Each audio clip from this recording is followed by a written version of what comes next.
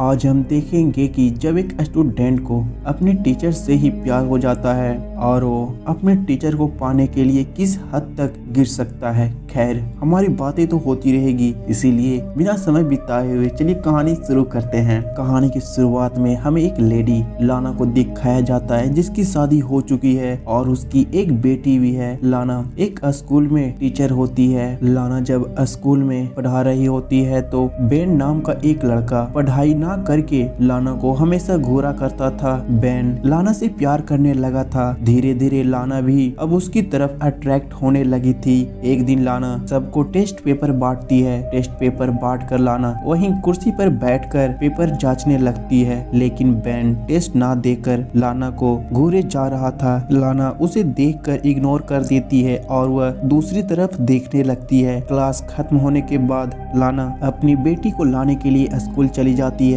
तभी उसे बेन दिखाई देता है जो अपने डॉग के साथ वॉक पर जा रहा था। वह कुछ देर वहीं पर रुककर बेन के बारे में सोचने लगती है और थोड़ी देर बाद वहां से चली जाती है। अगले दिन क्लास में एक स्टूडेंट प्रेजेंटेशन देता है। तभी कुछ लड़कियां आपस में एक मोबाइल से मूवी देख रहे थे। लाना उसे फोन को बंद करने के लिए कहती है पर वे नहीं मानते, तो लाना उसकी मोबाइल को ले लेती है, जिससे एक लड़की लाना को गाली देने लगती है। तो वो उससे कहती है कि अगर तुम शांति से नहीं बैठी तो मैं प्रिंसिपल को जाकर शिकायत कर दूंगा। इतना सुनकर वह लड़की क्लास से उठकर चली जाती है। खैर, इसके बाद जब लाना लंच टाइम में बाहर होती है तो उसकी नजर बेनी पर पड़ती है जो एक लड़की को परेशान कर रहा था। बेनी उस लड़की के साइकिल को भी तोड़ देता है। इसके बाद लाना एक दूसरी टीचर से बेनी के बारे में बात करती है। वो उसे बताती है कि बेनी मुझे हमेशा घूरते रहता है, पता नहीं वो मुझसे क्या चाहता है। जिस पर वह टीचर लेनी को बेन के बारे में कुछ खास बता नहीं पाती। अगले दिन क्लास खत्म होने के बाद लेनी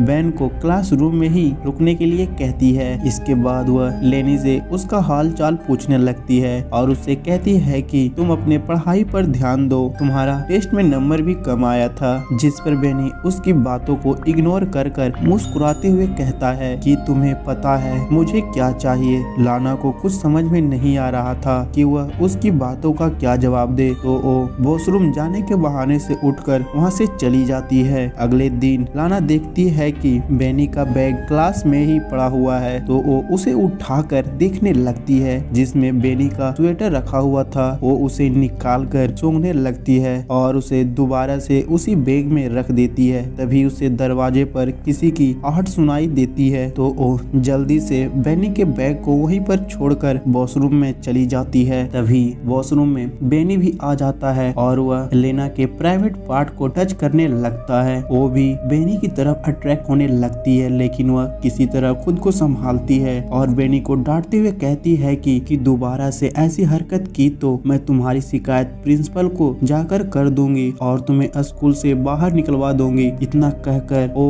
वहाँ से चली जाती है। अगले दिन छुट्टी होने के बाद बेनी लाना से कहता है कि मैं तुमसे अकेले में मिलना चाहता हूँ। तो जब दोनों अकेले में होते हैं तो बेनी लेना से कहता है कि जो कल हुआ उससे वह काफी ज्यादा शर्मिंदा है, पर वो लाना से यह भी बताता है कि मैं तुम्हें अब लाइक करने लगा हूँ। लेकिन लाना उसे कहती है कि यह ख्याल अपने दिलो दिमाग से निकाल दो कि मैं तुमसे प्यार करूंगी। इतना कहकर जब वह अपनी कार के पास जाती है तो वह देखती है कि किसी ने उसके कार के साइड मिरर को तोड़ दिया है और उसकी कार पर बहुत सारे स्क्रैचेज भी है। इसके बाद लाना जब अपने घर में काम कर रही थी तो उसका पति उसे पूछता है कि कार का साइड मिरर कैसे टूटा हुआ है और कार पर इतने सारे स्क्रैचेज कैसे है। तो वो उससे बहाना बनाते हुए कहती है कि कार एक खंभे से जाकर टकरा गई थी। अगले दिन जब लाना क्लास खत्म कर स्टूडेंट से पूछती है कि किसी को कुछ पूछना है, तो बेन उसे कहता है कि मैंने कल तुम्हें प्रिंसिपल के पास जाते हुए देखा, क्या तुम जॉब को छोड़ना चाहती हो। जिस पर सभी स्टूडेंट हंसने लगते हैं। तो लाना उसे कहती है कि इसकी शिकायत वह प्रिंसिपल के पास जाकर करेगी, लेकिन बेन इसके बाद भी उसे चिढ़ाने लगता है। तो लाना उसके बैग को उठाकर क्लासरूम से बाहर फेंक देती है। इसके बाद जब लाना अपनी बेटी को घर में पढ़ा रही थी तो बार बार उसकी फोन की घंटी बज रही थी, लेकिन जब भी वह कॉल उठाती थी तो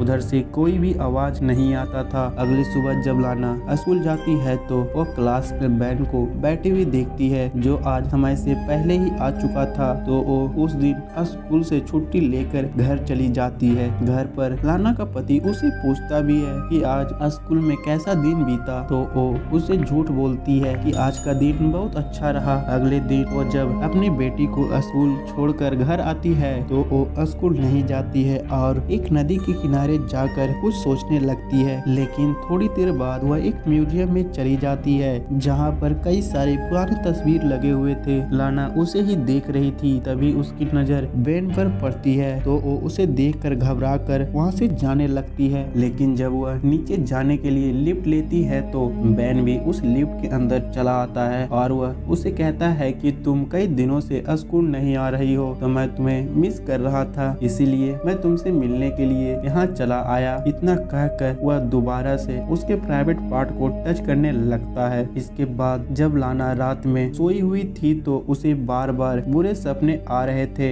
जिस वजह से उसकी नींद टूट जा रही थी। अगले दिन वह स्कूल के चुपके से एग्जाम पेपर को चुरा लेती है और बैन के कपड़े में ले जाकर डाल देती है। तो नेक्स्ट डे कुछ पुलिस ऑफिसर बैन को पकड़कर अपने साथ लेकर जा रहे थे और उसे अब स्कूल से भी निकाल दिया गया था। लेकिन क्लास में लाना अब बैन को ना देखकर उसे याद करने लगी थी और उसके साथ बिताए गए पल के बारे में सोचने लगती है। अगले दिन लारा अपनी बेटी के साथ एक मॉल जाती है तो उसकी बेटी एक डॉल लेने की जिद करने लगती है पर लाना उसे उस डॉल को लेने से मना कर देती है। खैर इसके बाद जब लाना अपने लिए कुछ किताब को लेने लगती है तो उसकी बेटी वहाँ से चली जाती है जिससे वह घबरा कर उसे चारों तरफ खोजने लगती है। कुछ देर खोजने के बाद भी उसकी बेटी उसे नहीं मिलती है तो वो सिक्योरिटी गार्ड के पास जाकर सीसीटीवी वीडियो को दिखाने के लिए बोलती है तो वो देखती है कि बैन भी उसी मॉल में है जो उसकी बेटी का पीछा करते हुए बाहर चला जाता है। लेकिन तभी लाना के पति का कॉल आता है जो उसे बताता है कि रसिया मेरे साथ घर आ चुकी है। इसके बाद उसे कुछ अच्छा फील होता है और वह घर वापस चली आती है पर जब वह रात में सो रही थी तो उसे बार बार ऐसा लग रहा था कि घर में बैन है, लेकिन यह बस उसका वहम था। अगली सुबह लाना अपनी कार से बैन के घर के पास जाकर उसके बाहर आने का वेट करने लगती है। थोड़ी देर बाद बैन घर से बाहर आता है और वह अपनी स्कूटी लेकर मार्केट की तरफ जाने लगा है तो लाना भी उसके पीछे पीछे जाने लगती है। तभी उसे एक सुनसान रास्ता मिलता है तो वो अपनी कार की रफ्तार को तेज करके बैन के स्कूटी में ले जाकर ठोक देती है जिससे बैन की वहीं पर मौत हो जाती है। इसके बाद लाना अपनी कार को पार्क करके वहां से निकल जाती है। दरअसल लाना ने